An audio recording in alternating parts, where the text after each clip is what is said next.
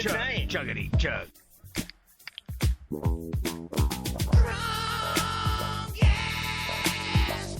He's drunk as fuck. Alright, so here we go. I'm going to go ahead and make some pineapple wine today. I'm going to make what I call a Kool-Aid kit.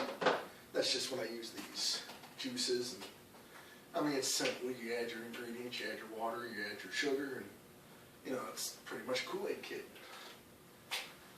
So, the recipe calls for about 3 3/4 of a gallon of water. So, there's 3 gallons of water in here already. I'm going to go ahead and start adding pineapple juice.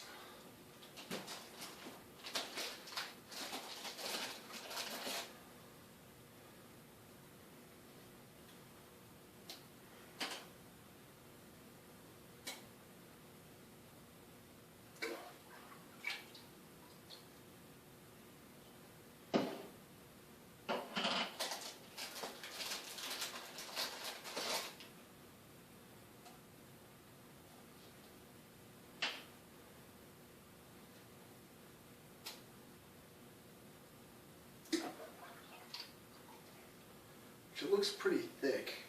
There's probably going to be sediment in this. I didn't. That'd be more juicy, like the apple juice, or apple juice or white grape or something. But it's definitely got some coke to it. We'll see what happens.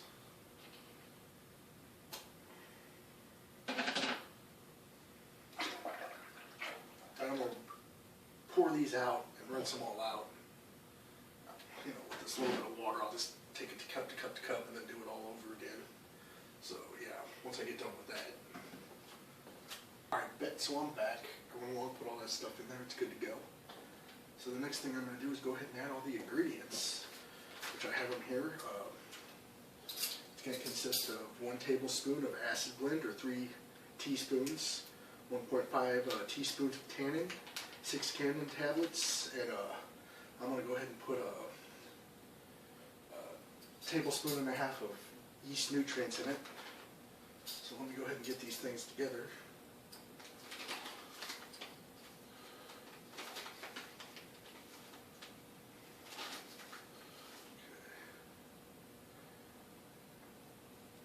It's a little short there. Okay, there's that.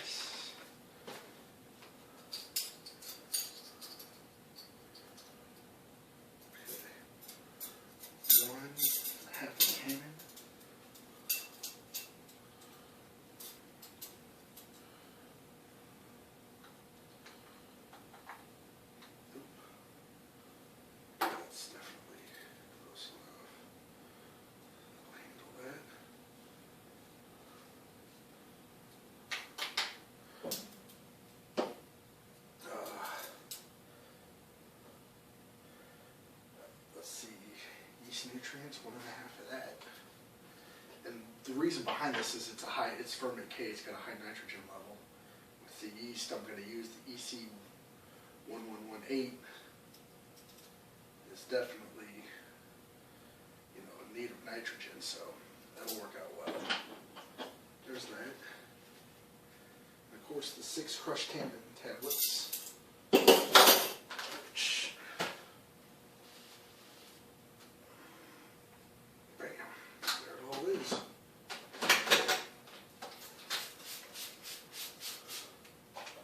Alright, the next step is to put 10 pounds of sugar in it. It calls for 12, but I usually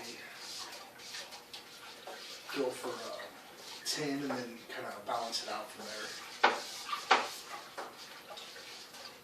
But I'm going to try and do a 1.1 on this one. I want to go a little stronger. Maybe 1 point, just at least 1.1.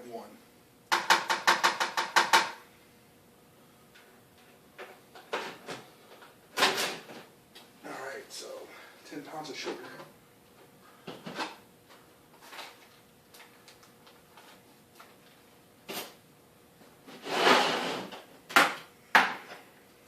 Pull up my handy dandy scale. And I just leave everything in the bag. This way right here.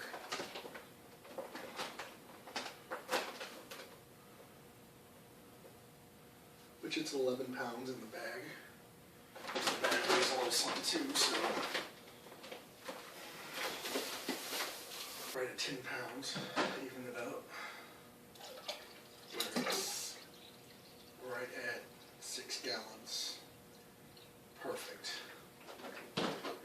36 gallons. Now I'm going to go ahead and get a drill, buzz it up, and get the sugar off the bottom of it. I'll get back with you. Alright, so now it's all stirred up.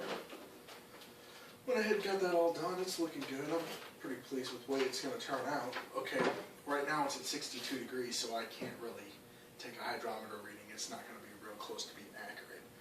So like I said, I let it sit for a day because the chemical tablets take 24 hours to work. I'm going to use EC1118, which is a champagne yeast. It should be a little higher.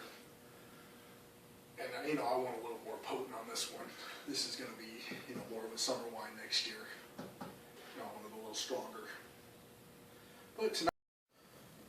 Alright, so here we are. It's the next day, and I went ahead and took my hydrometer reading, which came out to be 1.112, so it's going to turn into 14%.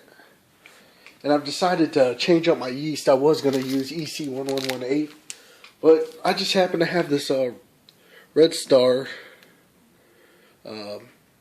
Premier Cuvée around, and it's, I don't know if I pronounced that right, but it's designed specifically for pineapple, or one of the things it was designed for was pineapple. So I'm going to go ahead and pitch this. I'm in a hurry. I'm not going to be able to, rehydrate it and stuff, but, these are 99 cents. I ain't too worried about it. I can obtain another one if this is not going to work, but...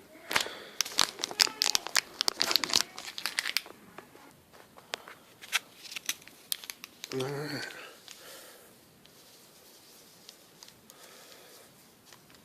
Got it pitched. It's good to go. So we'll see if the airlock has any activity within 24 hours.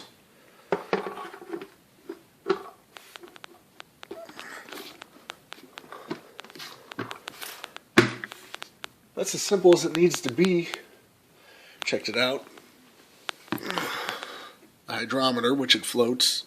1, 2. You roll it over. It tells you your alcohol percentage right here.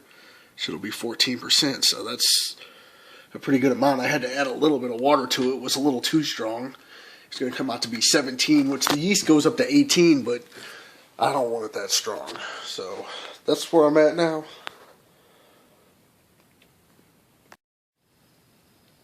Well, as you can see, it's definitely got some fermentation going on. Pushed it pretty hard.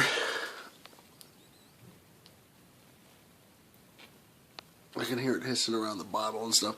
I'm going to have to go ahead and clean this up, but this is 24 hours later, so that yeast definitely did its job. I'll go ahead and clean it up, and that'll probably be about it for this week. But here's the pineapple wine.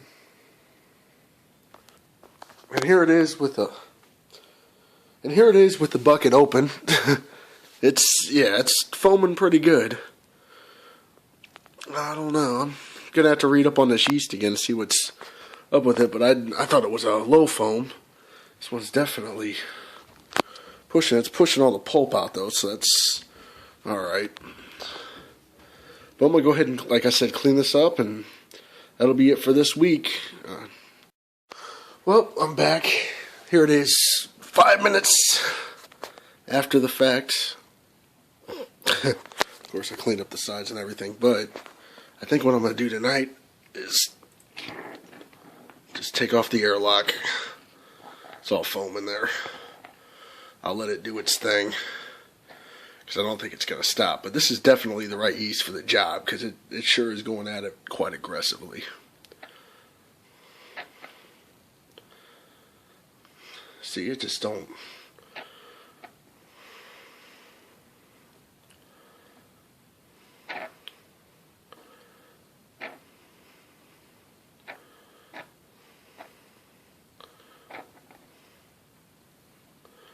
But it just stays like that, so, yeah.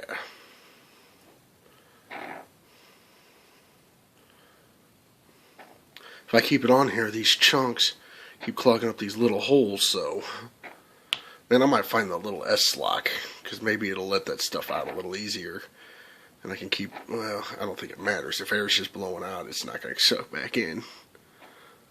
So like I said, I'll leave it off there for 24 hours till it stops doing that. Then I'll go ahead and put a cap back on it, clean up the airlock. Till then. But tonight I'm going to cheers you. I've got some of the banana wine I made right here. That's what I'm cheersing you with today. I can go home and wipe it off. It's all hazy, but I mean, you know, there's dew on the glass, but wipe it off, you can tell. It's crystal clear. And as you can see, it's crystal clear, nice and yellow. And that was the banana wine. I made it with Monterey yeast. It only came out to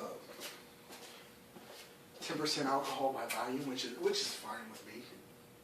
You know, I don't need to make all my wines kick ass, but you know, it's nice to have them that way too. So, you know, that's all I got right now.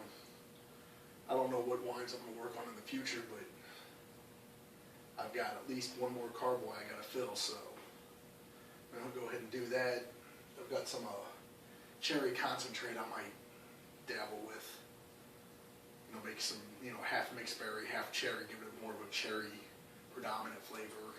You know, just as an experimental, see how it works out. So it's like 50% all cherry, and then the rest of it be some other type of, you know, this mixed fruit type thing going on. So, you know, that's all I got for you this week.